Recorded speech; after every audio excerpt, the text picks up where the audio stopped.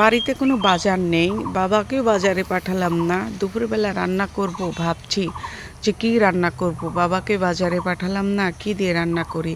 আর ঈদের আগেই সবজি কিনা হয়েছে, আর সবজি কিনা হয়নি, কারণ এই কয়দিন তো শুধু মাংসই খাইছি, আর যা সবজি ছিল তাতেই চলে গেছে।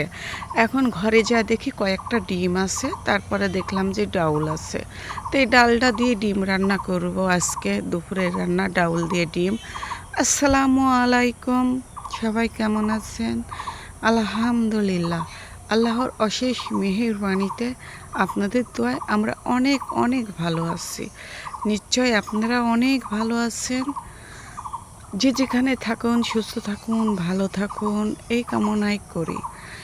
এই যে আজ দুপুরে রান্না করব ডিম দিয়ে ডাল, না ডাল দিয়ে ডিম, যে যেটাই বলুক সমস্যা নেই তাতে।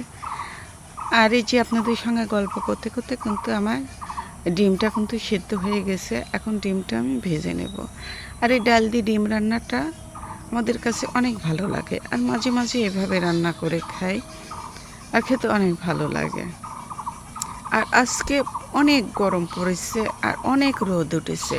আজকে আমি রান্না করতে বসেছি, কিন্তু আমার রান্নাঘরে প্রচুর রোদ আর অনেক গরম। রান্না করতে আজকে খুব অনেক কষ্ট হয়েছে, তারপরে তো রান্না করতেই হবে আর খেতেই হবে।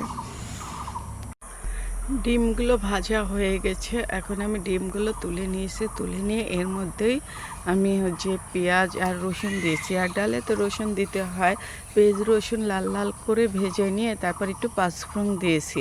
আর ডালে পাঁচফোড়ন না দিলে তো আর খেতে ভালো লাগে না। তারপরে যে একটু আদা বাটা রসুন বাটা দিয়ে সামান্য একটু পরিমাণ পানি দিয়ে নেড়ে নিচ্ছি, যাতে মশলাটা পুড়ে না যায়। তারপর হলুদ গুঁড়ো, মরিচ গুঁড়ো, ধনে গুঁড়ো, লবণ, একটু জিরার গুঁড়া দিয়ে একটু মশলাটা কষিয়ে নেব। নেওয়ার পর তারপরে এই যে ডাউলটা আমি এর মধ্যে দিয়ে দেব। আমার মশলা কষানো হয়ে গেছে, আর এর মধ্যে আমি ডাউলটা দিয়ে দিচ্ছি। ডাউলটা একটু নেড়ে চেড়ে তার মধ্যে পানি দিয়ে দেবো। এখন ডাউলের মধ্যে আমি পানি দিয়ে দেবো। আর এইভাবে ডিম ডাউল রান্না করলে যে এত মজা হয়, একদিন সবাই বাসায় ট্রাই করে দেখবে, দেখেন কি স্বাদ লাগে খেতে। আমার কাছে অনেক ভালো লাগে। ডাউলটা কষানোর পর আমি পরিমাণ মতো পানি দিয়ে দিছি।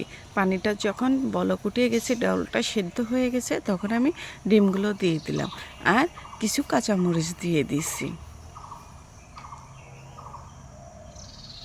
আর রান্নাটা যে এত মজা হয়েছিল খেতে, দেখতে যেমন সুন্দর লাগছে, খেতেও অনেক মজা হয়েছিল। আর এর মধ্যে আমি ভাজা জিরের গুঁড়া দিয়ে দিলাম। আর আমার রান্না করা হয়ে গেছে। আজ এই পর্যন্তই, টাটা।